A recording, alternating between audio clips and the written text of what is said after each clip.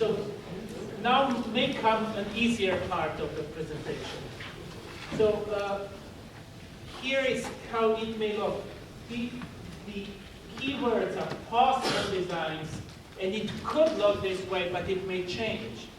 But I hope you see the spirit of it, that there is a place that is really vital inside and out, that there are community spaces here, that there are all kinds of green areas, that there are music rooms and so on scattered inside the buildings that complement the educational classrooms that have to happen there in every school.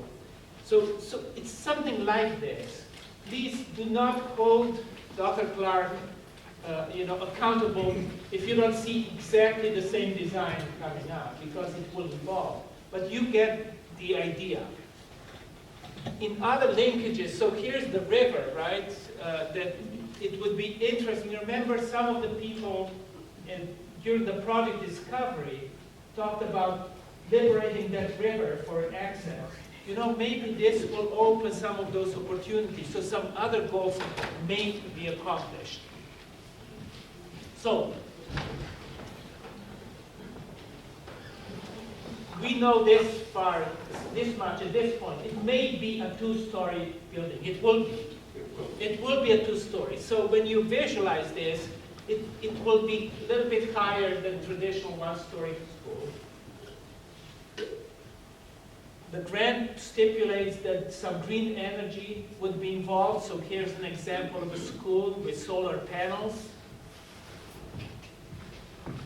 This is a project that I showed last time. So it's a two-story building, but it could also have some interesting touches that make it more unique. So this is from the Bellevue School District where we worked, and these gateways were salvaged I-beams from the old school and welcome people into the school and connect it to the neighborhood better.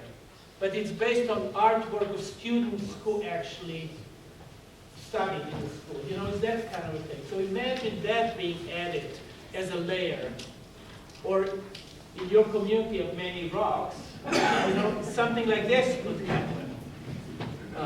And outdoor spaces do not need to be catalog-based. Things can be one of a kind, like this school has done. And art can be created that celebrates something important in your community. So imagine that there are many layers. There's some very functional, concrete, and there are some more poetic that can be included in this.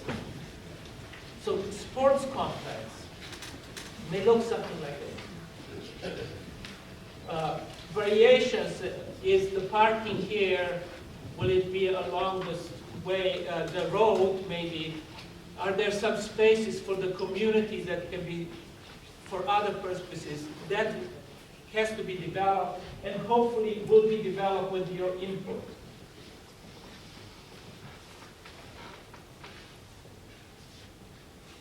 So this may be the future of that site. Those kind of activities will happen. Just to clarify, Milenko is a soccer player, just so you're aware. And just to clarify, it's probably going to be grass, not artificial surface.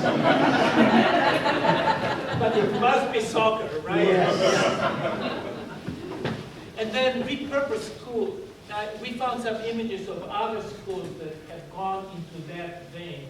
So, a cafe, a performance space like this one, matched with more recreational activities that serve seniors and children and everyone in between.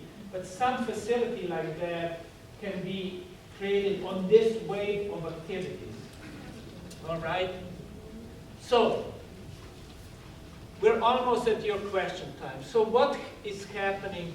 Did you, the pictures, you understood them? Excellent. Excellent.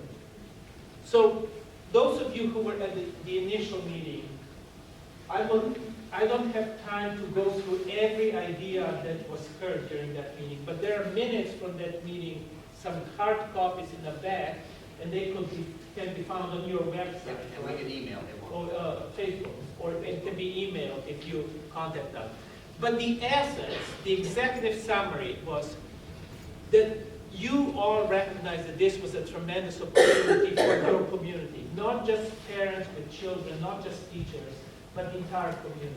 That it can serve as an engine for economic development and other noble goals.